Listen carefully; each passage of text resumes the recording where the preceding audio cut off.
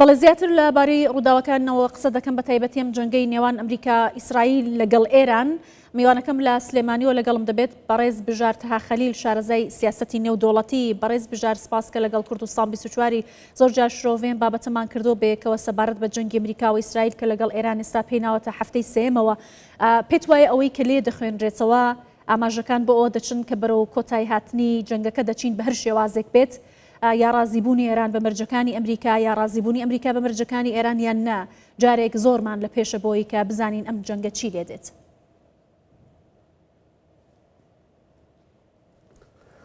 ئەم کاتتان باش، سڵاو بۆ بینەرانی خۆشەویست. ئەم جەنگە بە بڕای من بەردەوام ئەبێت هەتا کۆتاییەکەی. شتێکیان نەهێشتەوە بۆ ئەوەی کە تەفاوزی لەسەرکەن. من کاتی خۆی باسیەوەمان کرد لە چاوپێکەوتنی پێشووە، ئەگەر هەر ڕێکەوتنێکیش دروست ببێت لە نێوان ئێران و ئەمریکیەکان، دەبێت ئەو ڕێکەوتنە دووپات بکەنەوە کاتی خۆی کە لە دوای شەڕی کوێت عێراق بێقەید و شەرت لە ژێر خێمەکەی سەفوانە تەسلیم بە ئیرادەی ئەمریکا بوو. لە ئێستاشا بە هەمان شێوە مێژوو خۆی دووبارە کاتەوە. ئەو جەنگە بە شێوەیە کراوە کە دەیانەوێت دوجار ئێران بەبێ قەید و شەرت تەسلیم بێت بە ئیرادەی ئەمریکا و ئیسرائیل، لەبەرەوەی کە بەهانەکەی ئەوان بۆ چەکی کۆمەڵکوژی و بۆ نەهێشتنی چەکی نەوەویە و ئەمەش بەهانێکی چۆن ئەڵێ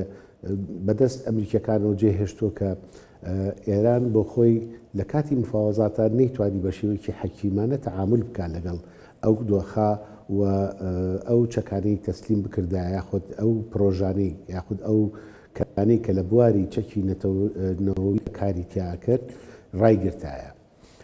عینادیەک با بڵین لە ئێرانە هەبوو، سووربوونێک لە ئەمریکا و ئیسرائیلا هەبوو کە ئەم چەکانە ئەبێت تەسلیم کرێن. بەڵێ لەبەرەوەی کە ئێران ئامادە نەبووم چەکانە تەسلیم کە، لەبەرەوەی کە ئەمریکا ویستی هەژمونی خۆی لەسەر ناوچەکە دیسانەوە بە شێوەیەکی پۆلیس وەک پۆلیسی ناوچەکە تەعامل بکە، لەبەرەوە تووشی ئەم شەڕە بوون. ئەم شەڕەش چەند وڵاتێکی کەی تێوەگلاوە. ئێستا تێوەگلارەکە لەوەیە کە هەندێک جار لەوانەیە ئێرانیەکانیش نەبن، بەڵام ئەوانەی کە نمایندەی ئێرانەکانەکەن لێرە و لەوێ بە درۆن چەند شوێنێکی کیان کردوتە هەدەف کە ئەسڵەن ئەو شوێنانە بەشێک دین لە ساحەی شەڕەکان. ئەمە کارێکی وای کردووە کە با بڵین تاڵەمووی ڕێکەوتن و مفاوەزات هەتا بێت تەنکتر و باریکتر بێتەوە تا حەدی قرتان کە هیچ مەجالێکیان بۆ مفاوەزات نەهێشتەوە جگە لە تەسلیم بوون. باشە. ئەوەی کە بەڕێوەیە زۆر زیاترە، چونکە ئەوەی کە بەڕێوەیە ئەو باخیرانەیە کە بەڕێگەون ئێستا سەباخیرەیەک لە تایوانەوە بەڕێگەوەیە بەرەو خلیجی عەرەبیە با بڵێن خلیجی فارسی دێت کە ئەم باخیرەیە نزیکی 5,000 مارێنزی مەشاتی تایە و ڕوان ئەکرێت بەم زوانە شەڕەکە بێتە شەڕی سەروشکانی. شەڕەکە لەو قۆناغا تێپەڕێنێت کە تەنها قۆناغی درۆن و تەیارە بێت. باشە بەڕێز بژار، بەڵام هەرجار و پێشاتێکی نوێ ڕوودەدات کە خوێندنەوە و سناریۆکان بۆ ئەم شەڕە دەگۆڕێت. بۆ نمونە سەرۆکی ئەمریکا داوای لە کۆمەڵێک وڵاتی ناوچەکە کردووە، لەوانە چین، ژاپۆن، کۆریای باشوور، وەروها وڵاتانی دیکەی ئەوروپی کە بێن و هاوکاری ئەمریکا بکەن لەم شەڕە لە دژی ئێران. پێت وایە هاوپەیمانێتێکی بەهێز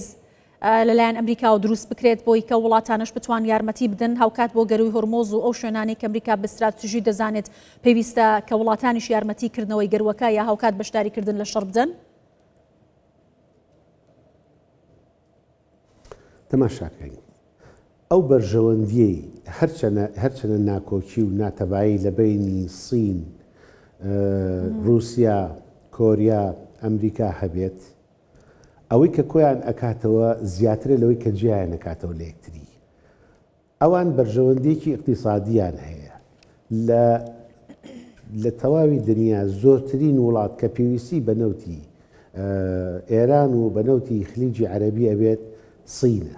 چونکە بۆ خۆی ئەمریکا پێویستیکی ئەو توێ نییە و ئەتوانم بڵێم ئەمەنەی کە پاشک خەزمی کردو لە لای خۆی نەوت وا پێ ناچێت کە بتوانێت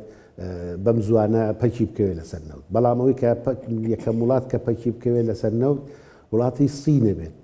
چونکە سین احتیمادی کولی هەرچەنە مەخزوونی خۆی هەیە ئەویش ینی هەر چۆنەڵێ ئەمباری کردووە نەوتی کڕیەوە ئەمباری کردووە بەڵام ئەم ئەمبارەی ڕۆژ بە ڕۆژ لە کەمبوونایە و ناچێتەوە جێگەی وەداخستنی مەزیقی هورمز بۆ خۆی بە بڕوای من کە نەدەبوو ئێران وا بکات ئەمە دوابزمار بۆ کە ئێران لە تابوتی خۆی ئەدا چونکە کاتێک تۆ دەست ئەبەی بۆ شادەماری اقتصادی عالەمی ئەمەوە ئەکات لەوەی کە دۆست و نێار یەک بگرن لەگەڵ یەکە بۆ ئەوەی کە ڕوبەڕووی ئەم حاڵەتە ببنەوە بۆیە من پێش ئێستا باسی ئەوم کرد کە باخیرەیەک بەڕێگەوەی لە تایوانەوە بە سورعەتێکی زۆر بەرەو خەلیجیەت ئەم باخیرەیە بۆ ئەوەیە کە حەسمی شەڕەکە بکە چونکە ئاگادار بە ئەو جززیرەی کە بەتەنیش جززیرەی کیشەوەی جەزیرەی کیش بۆ خۆی جەزیرێکی سیاحی بۆ کارێکی ئەوتی لەسەر نییە بەڵام جەزیرەی بەتەنیشتیوێتی کە ئەمە لە 16 واریداتی نەوتی ئێرانی لەو جززیرەیە باشە و من تەسەوری ئەوە ئەەکەم پێشببینی ئەوە کەم بەم زوانە شەڕەکە لە درۆنەوە بگۆڕێت بۆ شەڕی مەشات و کۆنتترۆلی ئەو جەزیرانە بکرێ هەروەکو چۆن لە پەیامێکیا کە ترامپ پەیامێکی بڵاو کردەوە دوێنێەوە ئەمڕۆ ئەڵێ بەم زوانە گەروی هورمز ئەکرێتەوە گەروی هورمز کە ئەکرێتەوە خۆ دەرگایەک نەماوە بۆ مفاوەزات تاوکو ئەنجارێکی کە باسی مفاوەزات و باسی ئەوە بکەن کەواتە ئیلا ئەو بژاردە شەڕەیە کە بە بڕوای من پێچێت کە مەشات بکوێتە ئەم شەڕەوە ئەم جارە و ئەو باخیرێش کە بەڕێگەوەی دێت 5,000 مارێنزی لەسەرە کە ئەمانە تەجربەی شەڕی ئەفغانستانیان هەیە ئەمانە تەجربەی شەڕی عێراقیان هەیە و ئەمانە جوندیگەلێکی مدەڕەبن کە من وا تەسەورەکەم شەڕەکان ئیتر بکوێتە جززیرەکانی خەلیجی عەرەبی باشە بەڕێز بژار بەڵام سناریۆی جەنگی ئێران هاوشێوەیە لەگەڵ جەنگی ئەفغانستان و عێراق خۆی بە هیچ شێوەیەک لێکچوون نییە هەروەک چۆن ئەڵین پەنجەکانی دەست لە یەک ناچن ئەو سیناریوانە بۆ هەر سیناریۆیەک بۆ هەر حادیسێک حەدیسێکی خۆی هەیە بۆ هەر ڕووداوێک قسەگەلێکی خۆی هەیە دیارە سیناریۆکانی کە لە ئەفغانستان ڕوویدا ئەو سیناریۆی کە لە عێراق ڕوویدا ئەو بابەتانی کە پێشووتر ڕویان داوە بێگومان بە دووبارە بوونەوەکەی بەو شێوەیە نابێت کە تۆکو کۆپی و پێستێک بێ بەڵام مەغزە ئەخیرەکەی چییە؟ باشە نەتیجەکەی چییە؟ نەتیجەکەی هەروەکو ئەوانی کە ئەبێ کە دابەزینیەک بکەن لە وشکانیەکانە و پەلاماری شوێنە وشکانیەکان بدەن و